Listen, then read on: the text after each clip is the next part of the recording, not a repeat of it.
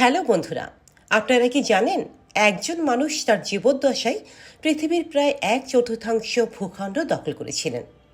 আর ইতিহাসবিদদের ধারণা তার অভিযানে প্রাণ হারিয়েছিল প্রায় 4 কোটি মানুষ।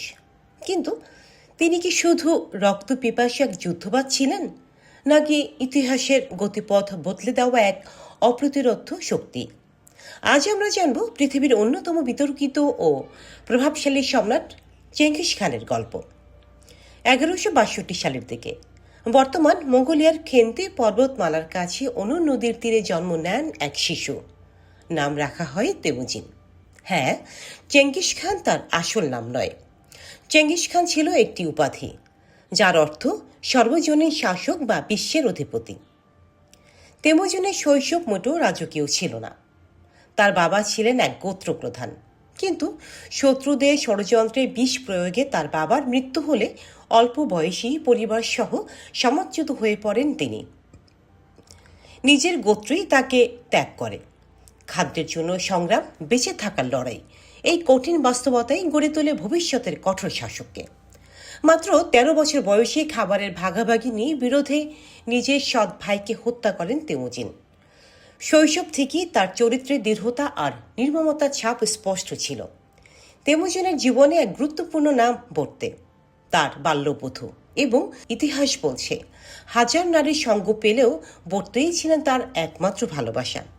কিন্তু বর্তেকে শত্রুরা অপহরণ করলে তেমুজিন সাহায্য চান তার পিতৃবন্ধু তুঘরুল খান এবং রক্তের ভাই জমুখার কাছে।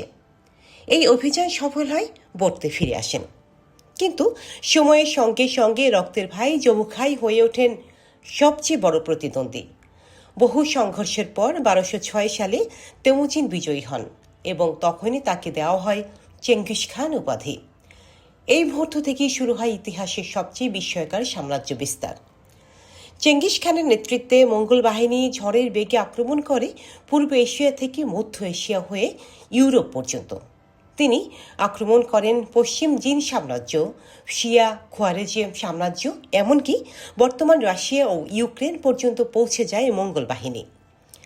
তার সাম্রাজ্য বিস্তৃত হয় প্রায় 1 কোটি বর্গ কিলোমিটার এলাকা জুড়ে, যা মানব ইতিহাসে অন্যতম বৃহৎ স্থল সাম্রাজ্য। কিন্তু এই বিজয়ের পেছনে ছিল ভয়ঙ্কর ধ্বংস। শহর জয়ের আগে আত্মসমর্পণের নির্দেশ, না মানলে অবরোধ, অনাহার, তারপর গণহত্যা। মার্ভ, সমরখন্দ, উরগেঞ্জ একাধিক সমৃদ্ধ নগরী ধ্বংসস্তূপে পরিণত হয়। অনেক ঐতিহাসিকের মতে তার অভিযানে প্রাণ হারায় প্রায় 4 কোটি মানুষ, যা তখনকার বৈশ্বিক জনসংখ্যার প্রায় 10 থেকে 11%। 1227 সালে মৃত্যুবরণ করেন চেঙ্গিস খান, কিন্তু আজও তার সমাধির সঠিক অবস্থান অজানা। কিংবদন্তি অনুযায়ী শেষকৃত্য উপস্থিত সবাইকে হত্যা করা হয় গোপনীয়তা রক্ষার জন্য। তার জীবদ্দশায় লেখা হয় the secret history of the Mongols, আজও তার জীবনের অন্যতম গুরুত্বপূর্ণ দলিল। তাহলে ইতিহাসে তার স্থান কোথায়? চেঙ্গিস খান, তিনি কি কেবল এক নিষ্ঠুর হত্যাকারী, নাকি এক সামরিক প্রতিভা যিনি বিশ্ব রাজনীতির মানচিত্র বদলে দিয়েছিলেন? সত্যটা হলো তিনি দুটোই। ধ্বংসের প্রতীক হয়েও তিনি বাণিজ্য পথ সুরক্ষিত করেছিলেন, ইউরেশিয়ার সংযোগ বাড়িয়েছিলেন, প্রশাসনিক দক্ষতায় নতুন মডেল দাঁড় করিয়েছিলেন। আজও মঙ্গলদের কাছে তিনি গর্বের নাম, আর বিশ্বের ইতিহাসে তিনি রয়ে গেছেন এক ভয়াল কিন্তু অস্বীকার করা যায় না এমন এক শক্তির প্রতীক। তো বন্ধুরা, আপনাদের কাছে চেঙ্গিস খান নির্মম খলনায়ক, নাকি ইতিহাসের এক অনিবার্য পরিবর্তনকারী শক্তি? কমেন্টে জানাতে ভুলবেন না।